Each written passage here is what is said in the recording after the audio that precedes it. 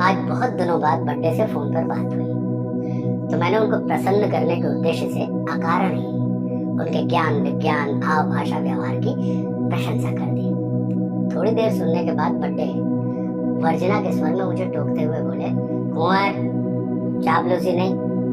मैंने कहा, बर्थडे या चापलूसी नहीं है, आपके व्यक्तित्व की विशेषताएं हैं जिनका मैं बखान कर रहा हूँ। बर्थडे बोले, ऐसा है कुंवर, किसी को सिर्फ गिल्ल करने के लिए बेमतलब का बखान चापलूसी कहावत है।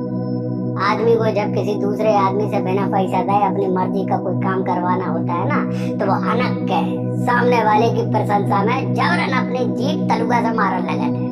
इससे वो आदमी गिल्ल होकर उसके सबरे काम फ्री में कर देता है।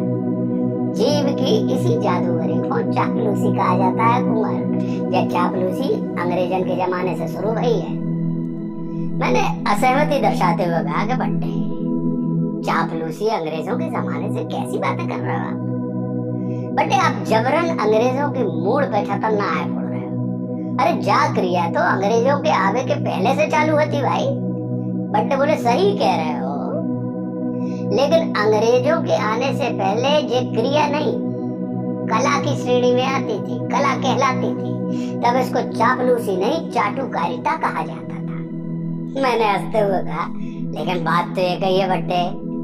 बट्टे बोले, बिल्कुल नहीं है, दो ही एकदम अलग अलग हैं। जिस भी शब्द में कार जुड़ जाता है फिर वो कला की श्रेणी में आ जाता है। कार यानी बनाने वाला, जैसे कुंभकार, स्वर्णकार, कलाकार, पत्रकार में से चाटुकार।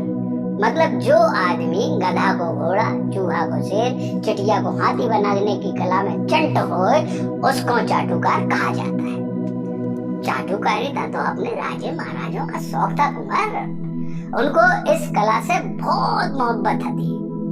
इस कला को बढ़ाने के लिए राजे महाराजों ने अपने दरबार में किस्म किस्म के कलाकार पाल पोस कर रखे थे। ये लोग उनकी कमजोरी को ताकत बना के पेश करते थे। बिना कछु करे धने सब कछु बेई कर रहे हैं, ऐसी बातें सुनने में राजा साहब को बहुत मजा आता था। उनके हृदय में एकदम फुरफुरी सी उड़ जाती। राजा साहब ने भला ही एक चिरैया ने मारी हो, मानो जेलो माने चाटुकार, चौतरफा ऐसी बमचक मचाते थे कि राजा साहब को खुद ही लगने लगता था कि असल में बेई हैं जो पूरी धरती को अपनी मूड़ पर धरे हैं और जस दे रहे हैं शेषनाग भगवान को।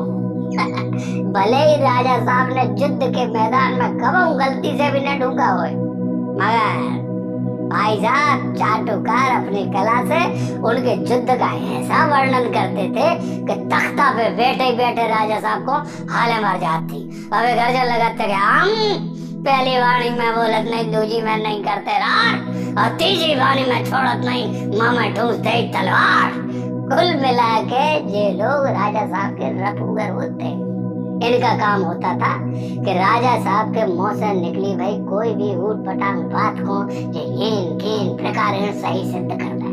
मान लो राजा साहब ने निशाना साध के अंधाधुंध तीर चलाए और उनका एक भी तीर निशाने पर नहीं गला, तो चाटुकारों का काम होता था कि जहां जहां राजा साहब के मारे भाई तीर लगे हैं वे भां भां गोला बना दे और प्रजा में जब बात साबित कर दे कि राजा साहब ने हर तीर गोला के ठीक बीचों बीच सटीक निशाने पे मारा है और उनके जैसा तीरंदाज इस धरती पे दूसरा नहीं है। इससे राजा साहब गिल हो जाते और इन चाटुकारों को पद, पैसा, प्रतिष्ठा से मालामाल कर देते। याद रखो, अच्छा चाटुकार सिर्फ बोलची नहीं ढोलची भी होता है।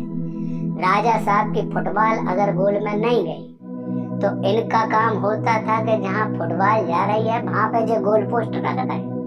चाटुकारिता बहुत ऊंची कला है। इसको चापलूसी बना के अंग्रेजों ने इसका सत्यानाश कर दिया है कुंवर। आजकल आगे बढ़ने के लिए पीछे लौटना पड़ता है, इसलिए चापलूसी के चक्कर में तुम न पड़ो, क्योंकि वो फट से पकड़ में आ जाती है और आदमी बेइज्जती करता है, वो अलग से। अगर तुम तरक्की करना चाहते हो तो चाटुकारिता सीखो।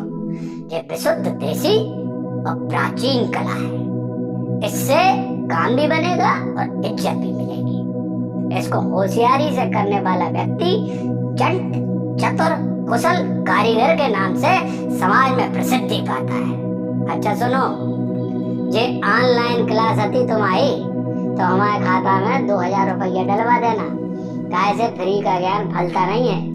मैंने हंसते हुए कहा कि ठीक है बड्डे, आप अपना अकाउंट बताओ, हम अब वहीं पैसा ट्रांसफर कर रहे हैं। बड्डे बोले आओ, हम वहीं भेज रहे तुम्हारे व्हाट्सएप पे। मैंने हंसते हुए कहा कि बड्डे हम माफी चाहते हैं, अब वहीं आपने बताई कि फ्री का ज्ञान फलता नहीं है, तो हमने आपसे बात करते करते अपना व्हाट्सएप अकाउंट डिलीट कर दिया है, क्योंकि उस पर फ्री का ज्ञान ही दिया जाता है। ये सुन के बड्डे जोर से हंसे और ठहाका लगाते हुए उन्होंने जय सिया राम कहा और फोन कट कर दिया।